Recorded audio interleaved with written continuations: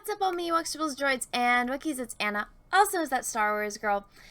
And today, I'm going to be talking about how a so-called Star Wars lore expert, appointed by Disney, or appointed by themselves and they're working for Disney, wrote this article recently, August 3rd, 2021, to explain Darth Sidious's return and his survival and what all happened for J.J. Abrams' movie back in 2019. So it's like, oh, did you guys wait enough time and now you realized, oh, you didn't do a good story and the storytelling didn't make sense. It was just like, let's throw this and let's throw this and let's throw this and let's have so much shit going on at once that you can't even breathe until the movie's over, and it's like, what the fuck just happened?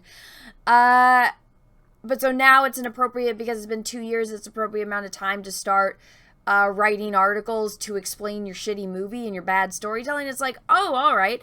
So I was like, wow, interesting. I wonder how they're going to explain it. So let's hear and, see from a Star Wars lore expert. I also thought it was funny because the reason why I know that this is, a Star Wars lore expert is because they give themselves a little backstory. And at first I was like, oh, is this an article and they interviewed somebody that's a supposed lore expert and they're citing their sources and they're giving a little, street cred in the beginning of the article? No, it's the person that is the lore expert literally did this, and it's like they put a little mini autobiography about themselves to explain that, hey, trust me because I know what I'm talking. It's like, why don't you just write the article? This really makes me take you seriously. Said no one ever. Now, a majority of this article is just trying to explain the plan that was that they took a few books to write, which was in Claudia Gray's Star Wars Lost Stars. And oh, look lovely, Chuck Wendig, great fucking source. We know because he's a fantastic writer, right? And so it basically goes into Operation Cinder because that's the plan that Darth Sidious implemented in case he died, which was to have all these probes go around destroying shit, and the admiral or the grand admiral that was left in charge would take all the remnants of the empire, take them into the unknown regions of space, and that they would recoup and they would build themselves up again, waiting for their return to take on the Rebel Alliance that would become the New Republic. And it goes into how it was this dude that was the leader, and then I guess shit went down. This chick killed him and took everything into the unknown regions of space to fulfill Darth Sidious's plan, because of course she did. And also, I thought it was weird. I was like, Rey? Again? It's like, I get it, it's Rey, but it's spelled differently. It's like, can't you guys...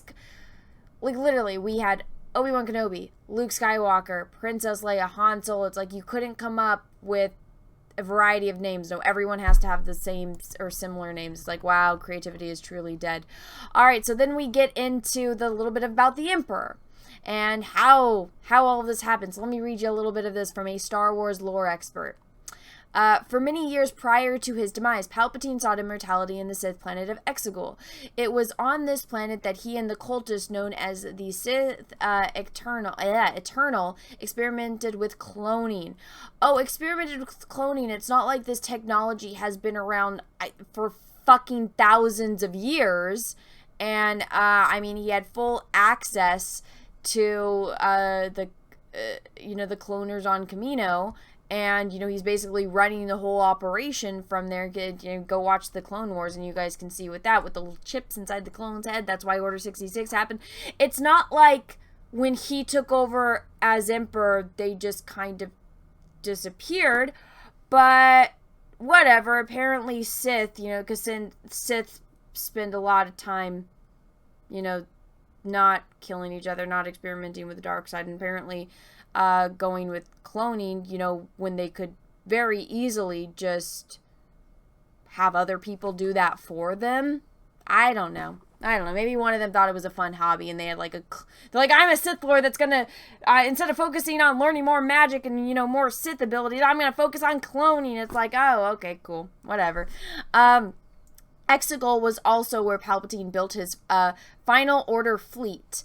As an immortal Sith, Palpatine would reign supreme over the galaxy with his Sith Armada. This would be the grand final of the contingency known only to a select few. When Palpatine was killed on the second Death Star, his consciousness was transferred to a clone of his own body on Exegol, but the body was too weak to contain him. Now this, I'm just like, are you fucking shitting me? You do realize that clones have to be grown from a test tube, right? So I don't think it would be very beneficial to Palpatine's plan to just automatically grow a clone into an old man. That's going to take time, right? Because cloning takes time. Even the chameleon, I can't even talk. Oh my gosh, the chameleons, I can't even say it. You guys know exactly what I'm saying, right?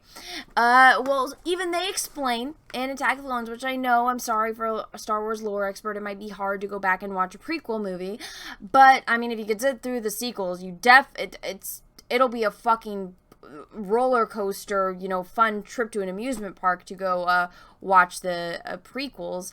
But anyways, even they explain that it takes 5 years to grow a mature clone because that is the fastest you can grow them. It's almost as if a Star Wars lore expert would know how the Force works, because the Force, you know, I mean, it's very simple. It's the energy source that binds the galaxy together. You would also expect a Star Wars lore expert to know that if you grow a clone too quickly within Star Wars lore, that they are going to be a little bit off. It's almost as if that's a pretty big plot point to some very popular Star Wars novels and a pretty popular Star Wars trilogy of novels, and then a Star Wars duology. It's almost as if there's a character that had a contingency plan for if he died and utilized creatures within the Star Wars universe that would help him with cloning procedures. Huh. Interesting. But Star Wars lore expert, I mean, I'm just that Star Wars girl. Who am I to say? Who am I to say that this thing that I'm holding in my hand and these books that I've read and these characters that they're using now in the Star Wars universe that have done something like this, that they could easily, you know, utilize these things? But no, they just want to say his body was too weak to contain him. That's why he needed Rey, yada, yada, yada. It's like, well, again, you're growing a clone from the test tube. Forget about the Islamari. Forget about, you know, you could rip off Thrawn. But they're kind of, in a way, ripping off Thrawn's, the whole plot arc for the Hand of Thrawn duology. But going back, again, it's like you have a cloning facility. Okay, so you guys didn't think of maybe not having Palpatine's clone be an old man? Maybe growing him from the start as a baby, and maybe giving him some extra abilities to make him stronger. Like, I don't know, maybe give him a better physique, maybe a better metabolism. I don't know, maybe just natural things that you could implement in the human body that's going to make them, I don't know, maybe more physically able. And also with magical Force abilities, maybe do a little bit extra. I don't know. It's almost as if, wow, common sense would come into play in this kind of situation. But who am I to say, you know? Apparently the only thing that they thought, the Emperor, Darth Sidious, this mastermind manipulator and this mastermind planner, didn't think that it would be a smart idea to have a younger clone, and to maybe give himself these, you know, maybe it wouldn't be natural, but would give him like these upgrades that would not be unnatural to the human body. Maybe any of these things, maybe implement all of these thousands of years of cloning technology, maybe the reason why his body wasn't strong enough to contain him and his consciousness was maybe because, I don't know, you have an entire planet full of fucking cloning experts, and instead you have a bunch of random Sith doing it. I don't know. This doesn't seem like a master planner. This does not seem like Darth Sidious at all to me. But, I mean, who am I to say? I'm just a lifelong Star Wars fan.